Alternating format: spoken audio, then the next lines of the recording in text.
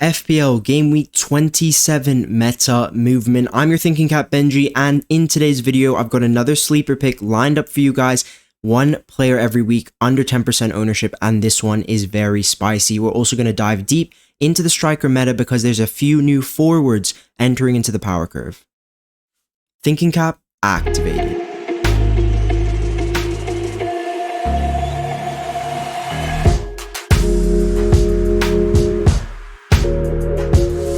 Gone for a more well-known player this week in the form of Ryan Aït-Nouri. The Algerian plays left back for Wolves, and under Vitor Pereira, he's been given a lot of attacking license, similar to the license he was given under Gary O'Neill. Now, I'm recording this on the Saturday after all of the games have finished on the Saturday, and Aït-Nouri did come off with a little knock, but I don't expect it to be very serious, so he should be fit for this next gorgeous run of fixtures, including 2 promoted teams, 4 home games in the next 6, and one of the reasons I love Aït-Nouri as an asset is because he's an output machine. 8 goal involvements this season is the second best production out of all defenders in FPL at the moment. Only Anthony Robinson has more than him, and most of his returns are assists. Aït-Nouri's been involved in 26% of Wolves' goals this season, which is the 3rd highest involvement from any defender in the game right now. If we look a little deeper into some of the attacking metrics, and look, Aït-Nouri's underlyings aren't all that amazing. His non-pen XGI per 90 doesn't rank top 20 amongst all defenders.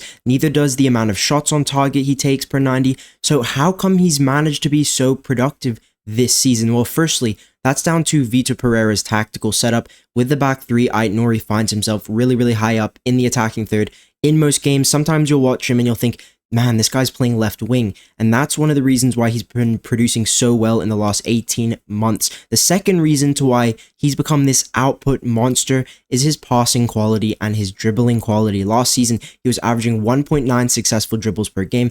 Only Cunha made more successful dribbles per game than Aït-Nouri in a Wolves team that boasted some serious talent, some serious dribblers like the likes of Pedro Neto, Bellegarde, and Joao Gomez, all really good dribblers, and the fact that Aït-Nouri was above that just shows you the skill set that he has in his locker. He's got all the necessities to deliver decisive actions in the final third. You pair that with the attacking green light from Vitor Pereira, and you get a very productive wing back. I'm quite surprised he's only around 5% selected in FPL at the moment, and his ownership is going to rise definitely with these next Wolves fixtures coming up. But he's someone I definitely wanted to remind you guys of. He still exists. He's not dead. He's not injured. He's still here. And because there's going to be a few defensive injuries, like always, people are going to be looking to move to that next Lewis Hall. And I believe Aït-Nouri could be exactly that. It's been a while since we've taken a look at the FPL striker meta. Players with the green footy next to their names are on pens for their respective clubs.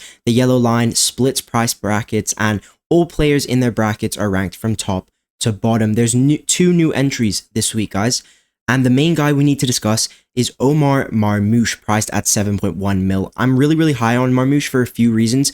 He's now on most set pieces for Man City, and Marmoush is highly regarded as one of the best set piece specialists in Europe right now. We all saw his free kick against Real Madrid in the second leg where Nico Gonzalez scored from the rebound. His corners are looking extremely deadly, and I think he probably gets pens if Erling Haaland's knee injury is longer term than Pep's letting out. Omar's scored 7 out of 8 from the penalty spot throughout his career, and if you're getting Man City's number 9 on pens on all set pieces for just 7.1 mil, that's going to be the bargain of the season. Let's see if Haaland features on Sunday, so that would be today, tomorrow, whenever you guys are watching the video, but on Sunday, let's see if he plays against Liverpool. I think he's done something serious.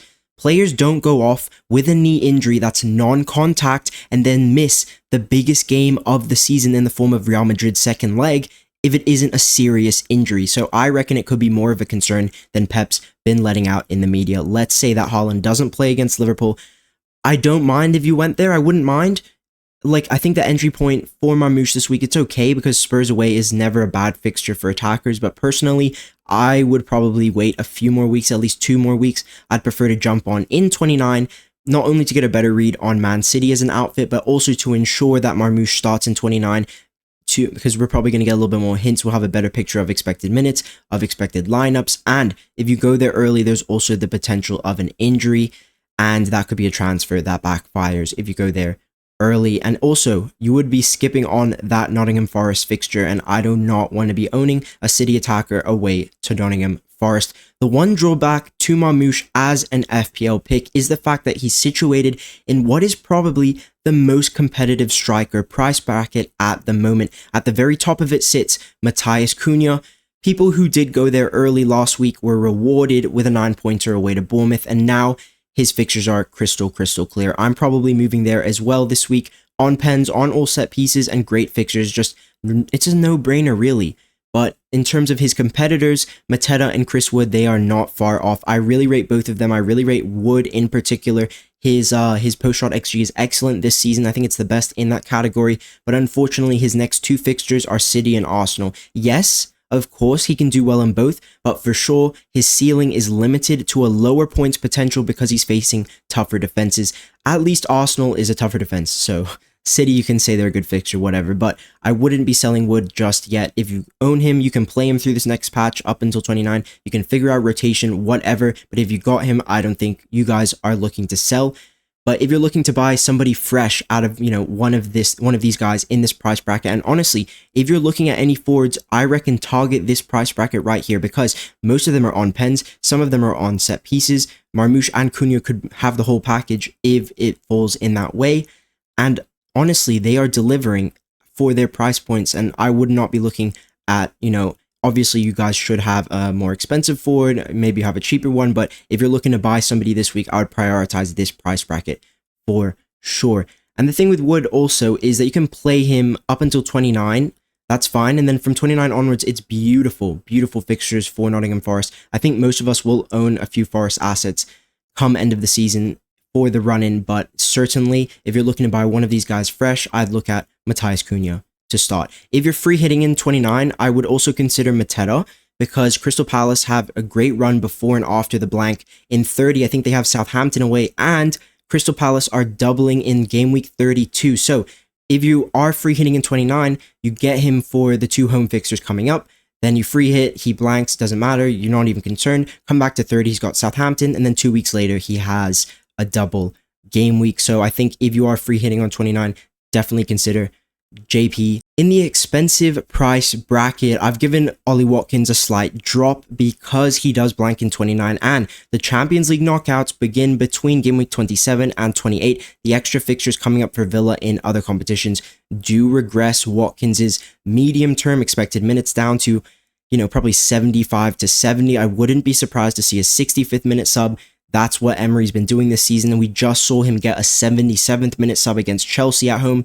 So until Villa really exit the UCL, Watkins will not be a 90-minute monster, but I still think he's nailed to start both Palace and Brentford away. Like Watkins, Isak's not going to be playing in 29, he's blanking, but Newcastle's fixtures just before the blank and in the form of West Ham in 28 is really great, and Newcastle's fixtures after the blank are really good too. So they got Brentford at home in 30, and then they have Leicester in 31, and then they have a double game week, a really good double game week in 32, and they might even double in 33. So if you bought Isak cheap, I wouldn't be considering to sell because you're going to want him back very soon.